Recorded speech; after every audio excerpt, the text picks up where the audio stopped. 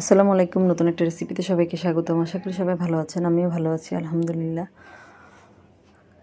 কাকিলা মাছের একটা রেসিপি তৈরি করে দেখাবো। আমরা এটাকে কাকিলা মাছ বলি, আবার অনেকে কাইকা মাছও বলে।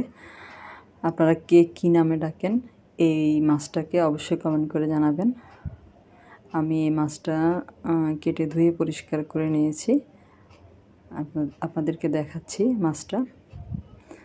আর চুলে একটা প্যান বসিয়ে দিয়েছি। প্যানটা যখন গরম হয়ে যাবে তখন আমি এখানে 4 টেবিল চামচের মতো সয়াবিন তেল দিয়ে দিয়েছি। দিয়ে দিলাম বড় সাইজের 3টা পেঁয়াজ কুচি।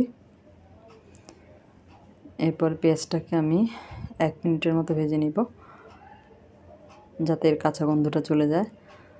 আর এই মাছটা অনেকে হাতে মেখেও রান্না করে, কিন্তু আমি হাতে মেখে রান্না করব না, আজকে একটু অন্যভাবে রান্না করব। তাতে কিন্তু অনেক ভালো লেগেছে এই মাছের রেসিপিটা। 1 মিনিট পেঁয়াজটা ভেজে নিয়েছি। এরপরে আমি এখানে দিয়ে দিলাম আদা রসুন বাটা 3 চা চামচ পরিমাণ। আদা রসুনটাকে একটু ভেজে নিয়েছি। এরপর আমি এখানে দিয়ে দিলাম হলুদের গুঁড়া 1 চা চামচ, মরিচের গুঁড়া 3 চা চামচ।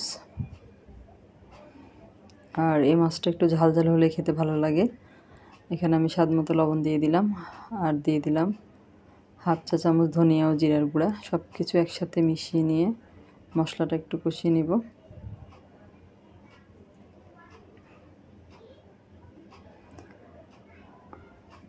আর যারা রেসিপিটা দেখতে শুরু করেছেন, একটা লাইক দিতে ভুলে গেছেন, তারা একটা লাইক দিয়ে পুরো ভিডিওটা জুড়ে আমার সাথেই থাকবেন, অনুরোধ রইল।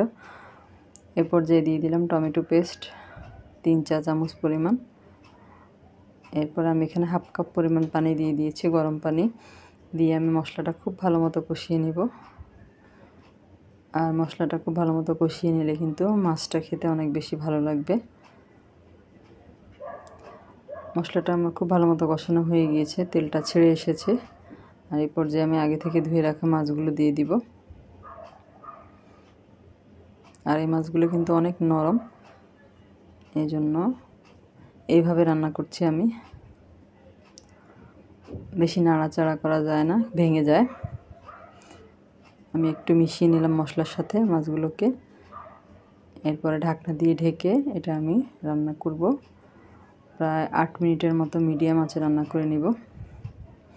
আর এই রান্নাতে কিন্তু আমি কোনো পানি ব্যবহার করব না, পানি ব্যবহার করিনি। এমনিতে আমার এই মাছটা কিন্তু 8 মিনিট পরে আপনাদেরকে আমি ঢাকনা তুলে দেখাচ্ছি। এটা আমার হয়ে গিয়েছে, খুব সুন্দর মতো মাছগুলো সিদ্ধ হয়ে গিয়েছে। আর এটা বেশি নাড়াচাড়া করার দরকার নেই, হাতল ধরে একটু নেড়ে দিলেই হবে।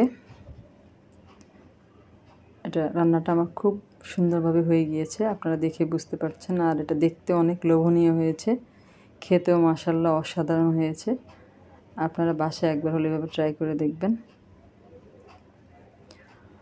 আর রেসিপিটা কেমন লাগলো কমেন্ট করে জানাবেন। যারা ফেসবুক থেকে দেখছেন, নতুন নতুন রেসিপি পাওয়ার জন্য আমার পেজটাকে ফলো দিয়ে রাখবেন। সার্ভ করে দেখালাম আপনাদেরকে, খুবই লোভনীয় মাছের রেসিপি। সবাই অনেক বেশি ভালো থাকবেন। আল্লাহ হাফেজ।